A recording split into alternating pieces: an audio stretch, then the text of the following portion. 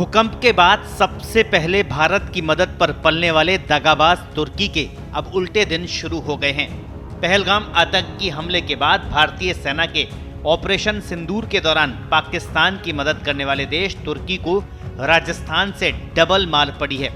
उदयपुर के बाद अब जोधपुर के व्यापारियों ने दगाबाज तुर्की को वफादारी का पाठ पढ़ाने का फैसला लिया है।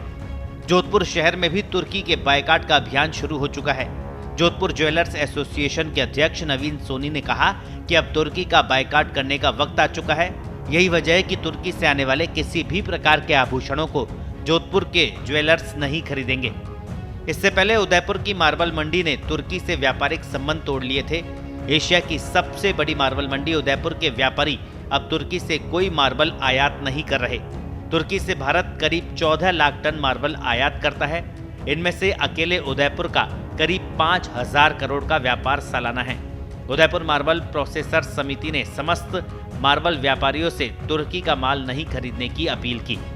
उदयपुर मार्बल प्रोसेसर समिति ने इस संबंध में प्रधानमंत्री नरेंद्र मोदी को पत्र लिखकर तुर्की के खिलाफ लिए गए फैसले के बारे में जानकारी दी। कुल मिलाकर पाकिस्तान की मदद करने वाला तुर्की अब देश के व्यापारियों की रडार पर है। यही वजह है कि ऑपरेशन बायकाट तुर्की ने रजब तैयब एर्दोगन की नींदें उड़ा दी है।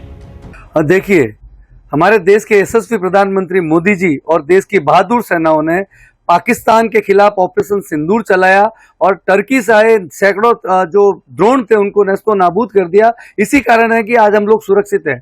वो टर्की जिसको हमने भूकंप के अंदर बहुत सहायता दी, एहसान फरामोश देश, उसने हमारे देशवासियों की जान लेने के लिए ड्रोन को सहायता दी पाकिस्तान को, और हम ये बर्दाश्त नहीं कर सकते। और हम सब ने, जोधपुर के ज्वेलर्स ने मिलकर ये तय किया है कि जब तक टर्की हमारे साथ माफी नहीं मांग लेगा, पूरे देशवासियों से माफी नहीं मांग लेगा, तब तक हम टर्की के साथ व्यापार नहीं करेंगे। टर्की की बिकने वाली ज्वेलरी जो हिंदुस्तान में आती है, हम पूरे हिंदुस्तान से अपील करेंगे। आज ये जो मुहिम है वो जोधपुर के ज्वेलर्स ने छेड़ी है। अब हम लोग आगे इस मुहिम को बढ़ाएंगे। राजस्थान और पूरे भारत के अंदर ये जो मैसेज जाएगा कि टर्की की ज्वेलरी का बहिष्कार किया जाए। मैं एक पैसे से व्यापारी हूँ, सोने का।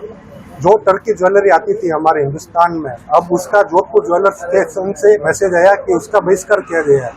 जब तक टर्की हमसे माफी नहीं मांग लेता, जब तक हम इसके ज्वेलरी का बहिष्कार करेंगे और हिंदुस्तानी ज्वेलरी अपनाएंगे। जब तक वो माफी नहीं मांग लेता, सारी ज्वेलरी हमने पैक करके रख दी गई है। और जब तक टर्की जो इसने जो कदम उठाया है वो माफी नहीं मांग लेता, जब तक हम इसका उपयोग नहीं करेंगे। ब्यूरो रिपोर्ट, पत्रिका।